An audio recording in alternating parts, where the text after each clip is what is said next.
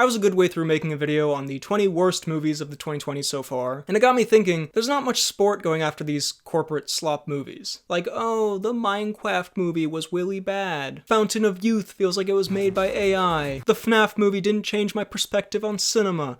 That one's actually not true. Instead, I think something more interesting to talk about is when directors, studios, whoever, massively go for it, and it fails. Some could call it a swing and a miss. Oh, he swung so hard he went right down on his back. I much prefer when someone takes a chance doing something objectively crazy or absurd than just playing it safe and making something acceptably bland. Sometimes that leap can lead to the greatest, most creative pieces of art ever made, and alternatively, when it doesn't work out, it can be very funny. Case in point, the movie that made me start thinking about this, Megalopolis. A divisive movie for sure. Some have called it twisted genius, others have said it sucked Megalopolis. I honestly quite like this movie. Not because it's good, probably, but because it's so out there. This movie is so much more interesting to me than pretty much any of the movies I would have talked about in that worst movies video. Like, this film being the way it is can only be explained by either A, it's actually an incredibly layered piece where everything that's bad about it is intentional and it's a metatextual commentary on film and society and culture, or B, it was made by a legitimately senile man, and an editor who was having a stroke the entire time they were working on it. This movie looks hideous, it looks like a bad cologne ad. The dialogue and delivery of lines is so funny. It feels like every scene was filmed multiple times, with Coppola giving the actors a different emotion to feel each time, and then those takes were just spliced together randomly. Entitles me? Yes.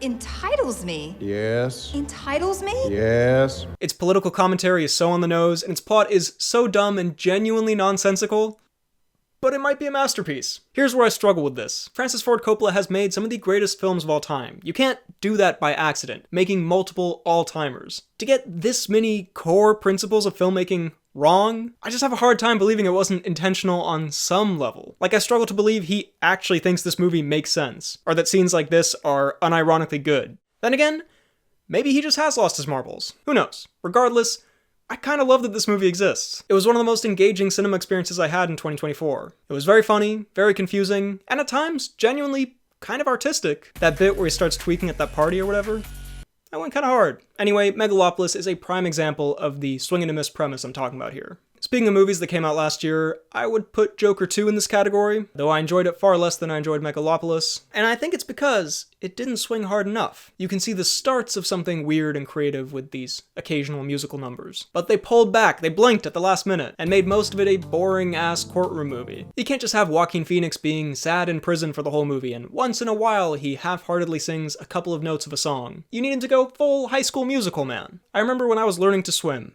Stick with me here. The first exercise we did for diving was just letting ourselves fall into the pool. Leaning forward in the diving position, obviously. Not just fucking flopping in the pool. And the only way to do it successfully was to commit to it. If you tense even a tiny bit, you will not fall naturally into the water and you will belly flop, and everyone will laugh at you. Now, I've used this as an analogy many times throughout my life, but none more appropriately than for the movie Joker 2. You just have to go for it to give yourself a chance of doing this properly. Still though, they swung a little bit and did something different from what most people were expecting or wanting from a Joker sequel, and it was kind of funny how bad the movie was, so I'll include it here. Two examples that I actually respect more for committing more completely to the bit, even though I don't think either of them are very good: Batman v Superman and Batman and Robin, which swung in totally different directions. Batman v Superman just said, fuck it, we're gonna make a dark, grim, gritty Batman and Superman movie that talks about what if these characters existed in the real world, and it's really edgy and gritty and cool. And for some people that worked. For many others, including me, it did not. But that's not to say it couldn't have. You could make a really dark and gritty superhero movie that's intense and thought-provoking. And I do kind of like that they consistently and distinctly went for that vibe. The problem lies in that very self-serious movie can't also be the dumbest movie. And in contrast, Batman and Robin just fully goes for being a live-action cartoon movie. And honestly, maybe people are too harsh on that movie. Yes, it's bad and annoying, but I watched The Mask for the first time recently, and low-key, Batman and Robin's brain rot style is not that out of line with what these 90s kids' comedies were at this time. I'm not gonna make the video essay Batman and Robin is actually secretly a masterpiece, but I'm just saying, look into it. Now, another film that comes to mind for this topic is one that I complained about extensively quite recently, Beau's Afraid. Now, I stand by what I said there. I do still think it's a self-indulgent, unpleasant mess that's a slog to get through. However, when you compare it to the other kinds of bad movies, namely the forgettable studio garbage, I'd so much rather have my bad movies be from a creative person making something they wanted to make that just so happens to turn out awful. Like, I couldn't talk about Fountain of Youth or Jurassic World Rebirth for that long. Like, how much is there really to say, you know? I could rant about Beau's Afraid for ages, not as long as the actual film's runtime, but there is substance there, and style, and effort. Ari Aster went for it. I can give him that. Still hate that movie, though. Next one I want to talk about is the movie Zardoz, which you may never have heard of, but you've certainly seen an image of its protagonist, played by Sean Connery. Yes, this image is from the movie Zardoz. Now, what is the context for Sean Connery being dressed as a very niche male prostitute? I honestly couldn't tell you. I have seen this movie, and I don't remember why he looks like this. I'm pretty sure the movie never really explains it. Now, this was a classic college movie night. My film friends from college and I, we watched plenty of fun, weird movies together. So this seemed like the next logical watch. And in keeping with the theme of this video, it certainly goes for whatever it's going for. It's set on this alien planet, and there's this society that Sean Connery infiltrates, or joins, or is captured by. I'll be honest, it is one of the most difficult to follow movies I've ever watched. I kind of felt like this movie went on for several days. It was disorienting and confusing, but it did have some cool visuals and sci-fi ideas, and a fucking crazy plot twist. But yeah, I don't really have much to say about it, except if any movie is dressing up Sean Connery like this, you know it's probably committed to doing some pretty wild shit.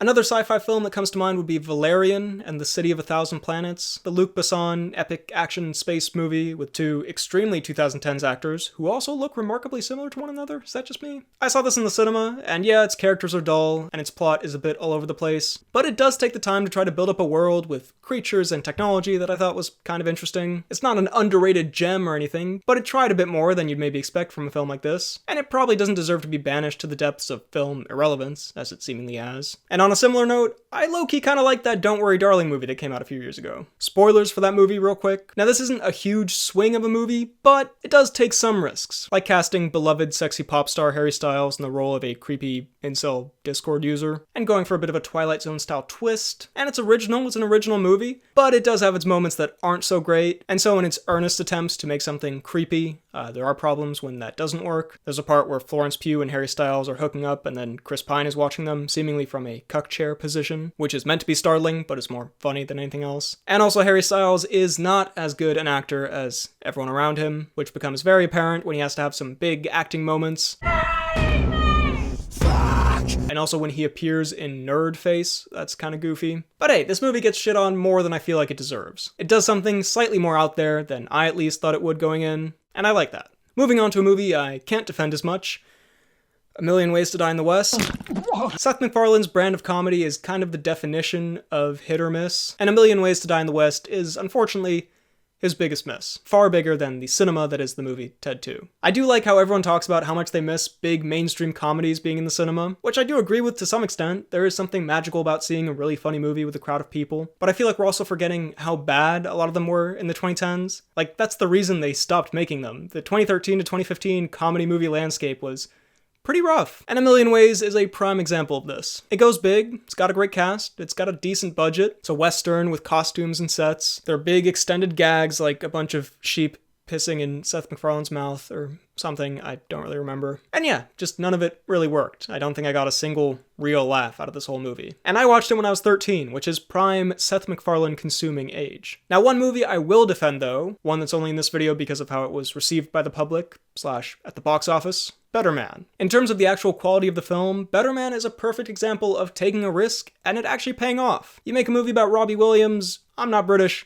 I don't know who that is. As soon as I realize you're not talking about Robin Williams, I'm out. But you make him a monkey for some reason, my interest is slightly piqued. And then you make the movie fun and stylish and pretty creative.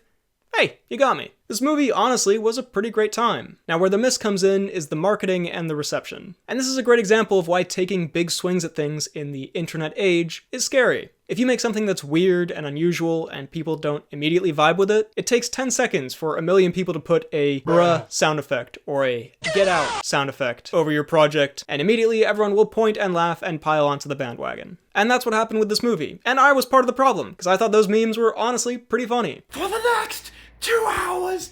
Your ass is mine! Me with the floor show, kicking with your torso. And it did seem kind of self-indulgent to make a movie about yourself, where you're a monkey. It seems a bit try-hard, I'm so quirky, look at me. But if you actually gave the movie a chance, it was pretty fun, and the monkey stuff worked. It's just easier and more fun to make fun of it, I guess. Now another movie that tried something a little bit out there and didn't necessarily get overhated for it, but just kind of overlooked, which I think is a shame. That Napoleon movie from a few years ago with Joaquin Phoenix. I mean, this looked like a standard Ridley Scott forgettable-ass biopic, decent time at the cinema, good dad movie. I actually took my dad to see this, and wouldn't you know it, it was way more interesting than I thought it would be. Yeah, there's some cool battles, and it's generally well made, but it's specifically because of how it portrays Napoleon. Napoleon in this movie is a comical loser. I distinctly remember the scene where he's chased out of the palace, a scene that is genuinely Diary of a Wimpy Kid coded, and his wife hates him, and just all this. No offense to Joaquin Phoenix, I'm sure he's great and super cool and whatever, but he is great at playing cinema's biggest losers, and he brings that energy really well to this version of Napoleon. This Napoleon is less an imposing historical figure and more an immature,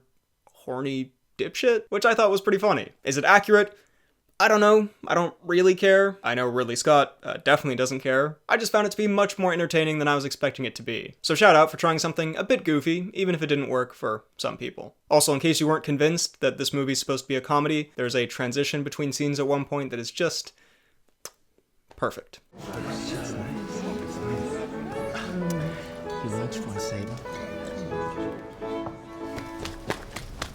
In a vaguely similar category of films you would expect to be a bit more serious, and they end up being inexplicably silly, I've come around a bit on Mission Impossible 2, which I initially thought sucked because it was so dumb and over the top, but now I'm kinda here for this style. I still don't think it's good, but man, this might be top 3 Mission Impossible movies just purely based on entertainment value. From the hammy acting, to the goofy action, to the Limp Bizkit Mission Impossible theme. I feel like I should reiterate, the Limp Bizkit Mission Impossible theme. I also like that these movies were, for the first 4 at least, going for a different style each movie, especially with the first 2. Like now, looking back, Mission Impossible 2 is just a bit of an anomaly in the series. But if you go back in time, I just think it's so funny that someone who saw Mission Impossible in 1996, this relatively intense spy thriller, would then go see the sequel in 2000 and just be confronted by this with no explanation, just for no reason. I don't know, I think that's kind of great. It still has its problems, it's too long and it's bloated. I can see why they didn't make all the movies after this in this style, but all the same, I appreciate John Woo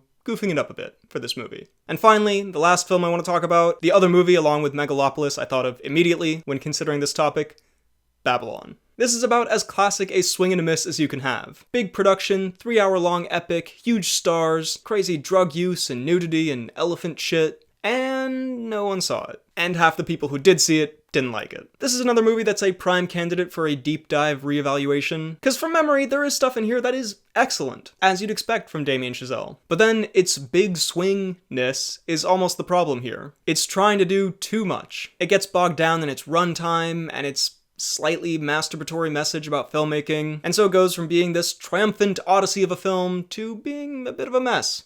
But I would take 100 Babylons over one Jungle Cruise. I don't know why that's the first thing that came to mind. Something interesting, even if it's not great. The conversation I had with my friends after this movie, untouched. Perfect post-movie debate and breakdown. As in one of my friends was breaking down because of how much he hated the movie. That's what happens when you go for something. Even if it doesn't necessarily work out, it's memorable. It sticks with you. It's something to talk about. It's so much easier to basically not try and quietly collect your paycheck and make no impression, positive or negative, than it is to suck it up and take a bit of a risk. So, in conclusion, even if some of these weren't great, I appreciate these filmmakers taking a deep breath and swinging for the bleachers. But hey, those were just some examples I could think of. Which films come to mind for you when you think of this kind of thing? Let me know your thoughts on that and the video in the comments down below. While you're at it, be sure to like this video, check out my Instagram at BHL_Hudson, my Letterboxd at RealBHLHudson, and subscribe for more videos like the one you just watched. Thank you for watching, I'll see you next time.